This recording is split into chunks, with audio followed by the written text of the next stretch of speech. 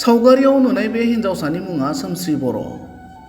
थांनाय 2024 मायथाइनि 11 नभेम्बराव समनि रादाबा दुखुथिया सोमस्रि बर'नि नखर आरो बिनि जिउ खांनायनि सोमोन्दै मोनसे रादाब फोसावदोंमोन। जुदि आइ बाबाया मालाबा समाव हथारनो आंखौ गारनानै थाङो अब्लानिया आङो माने सोलिलांनो खस्थ' जागोन।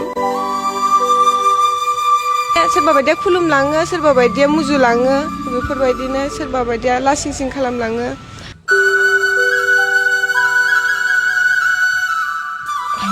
माने प्रमद सारनिफ्राय माने मानसिनि नामखौ गोसोआव गैला, बियो खबर लाहरदों, माने आंनाव मोननै अपसन सोंहरदों, नों फरायबावनो गोसो ना साख्रि लानो गोसो। ओमफ्राय आं बे अपसन सोंहरनाय मथे आङो माने बबे मोनसेखौ मोजां मोनो बेखौ बुंनो होनायखाय आङो बुंबाय आङो फरायनायखौ दोनथ'नोसै, आइ बाबाखौ आरो फिन खनसे माने दुखु खस्थ' खालामहोला होननानै। ओमफ्राय जिखुनु जाया आंनो मोनसे फिसा साख्रिबाबो आं नाजावनानै लासिगोन सार होननानै आं सारनि सिगाङाव बुंहोनाय जादों। बेयो जाबाय समनि रादाबा 11 नभेम्बराव फोसावनायनि उनाव फिन 2024 मायथाइनिनो 26 नभेम्बराव फोसावफिननाय मोनसे रादाब, जेराव बिटिसिनि गाहाय मावफुं सोद्रोमाया दुखुथिया सोमस्रि बर'नो मोनसे साख्रि होनायनि रादाय होनाय बाथ्राखौ सोमस्रि बर'आ गावनि खुगाजोंनो फोरमायदोंमोन।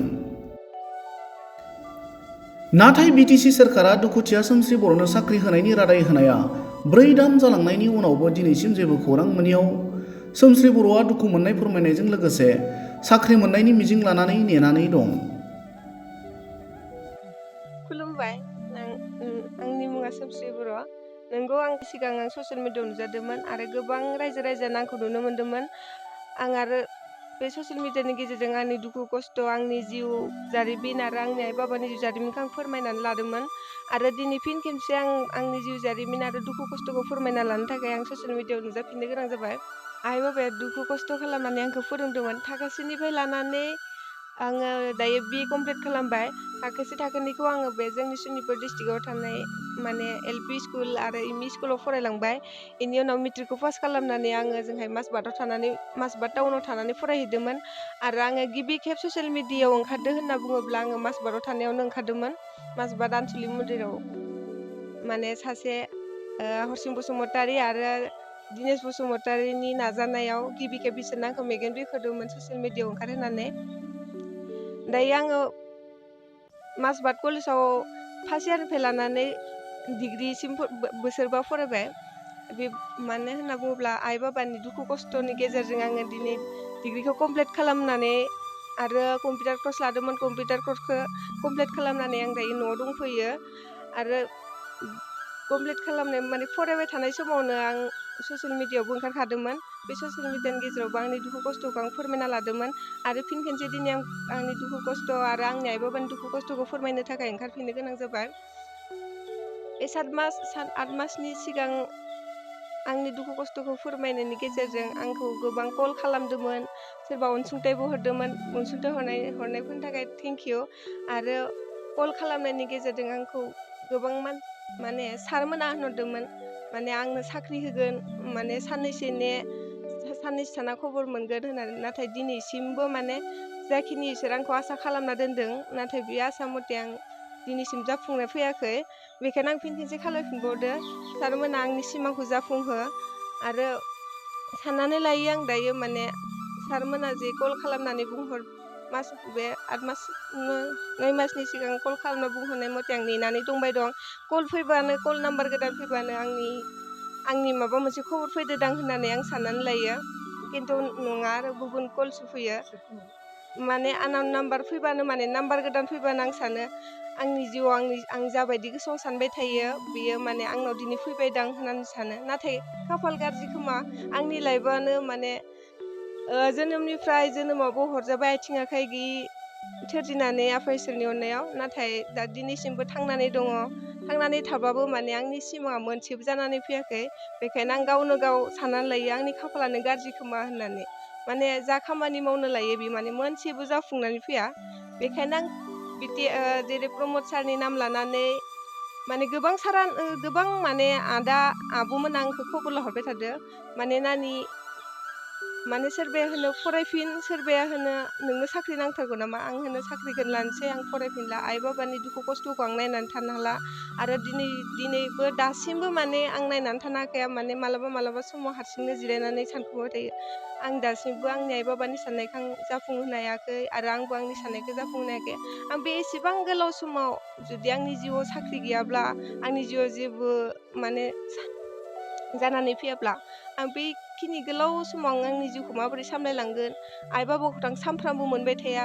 सानसे आइ बाबाया आंखौ नागारलांगोन। बे आइ बाबा गैयाब्ला आङो माबायदि सोलिना जागोन आं बेखौ सानबाय थायो। बेखायनो माने बै सारमोन खोथा होनाय मथे माने सारमोना बुंहरबाय थायो साननैसोनो माने प्रमद सारनि नाम लानानै बुंहरबाय थायो। माने गुबुन मानसिया फन खालामनानै आं प्रमदजों माने बिदिनो लोगोसे मा खामानि मावो बेफोरबायदि माने गावसोर मोजां डिटेल्स खोन्थाहरा आरो प्रमद सारनि नाम लानानै बुंबाय थायो। नोंनि साख्रिनि थाखाय नों सिन्था खालामनाङा बिदिनो माने 8-9 मासनि सिगां कल खालामबाय थाग्राफोरा बिदि दंमोन। दिनैसिमबो नेनानै माने जाफुंनानै फैयाखै आरो आङो बेखायनो फिन खेबसे बिटिआर सारखौ बे साननैसोनि गेजेराव बा हायोबा आंनि सिमांखौ होनो थाखाय गुरै खावलायहरनाय थायो। मानो होनना बुङोब्ला दिनै आइ बाबाया सोलिनो जोबोर खस्थ' जादों। दिनाव माने सानफ्रामबो आइ बाबाया गुबुननि न'खराव सैमा बायदि हाजिरा खामला मावनानै जायो आरो आंबोथ' बेफोरबायदि हाजिरा खामला मावना जानो हाया। जिउआव आं जुदि साख्रि मोनाब्ला आरो आइ बाबायाबोथ' सानफ्रामबो बेफोरबायदि बोराय बुरि जालांबाय दिनैसिमबो माने इसोरबो आंनि आसा मथेनो आंखौ नेनानै दङ। माने जिउआव सानबाय थायो खोमादां आंनि फिसानाव मोनसे साख्रि जागोन खोमा सोङो सम कल फैबा सोर फन हरदों होमबाना आं होनो रावबो हराखै। ओमफ्राय आइ बाबाया होनो नोंनि जिउआव जेबोआनो जाया। मालाबा समाव आंखौ आइ बाबाया सोंखारियो आरो नोंहा खाफालानो गाज्रि, जिउआव जेबोआनो जाजाया। उन्दैनिफ्रायनो गोबां खारबाय, गोबां खामानि मावबोबाय, नाथाय नोंनि जिउआव दासिमबो जेबो जाया होननानै। बेखायनो आं होनो आइ बाबाखौ आंनि खाफालानो गाज्रि, नोंसोर आंखौ मानो जोनोम होनो आइ बाबा होननानै आं आइ बाबाखौ रायो।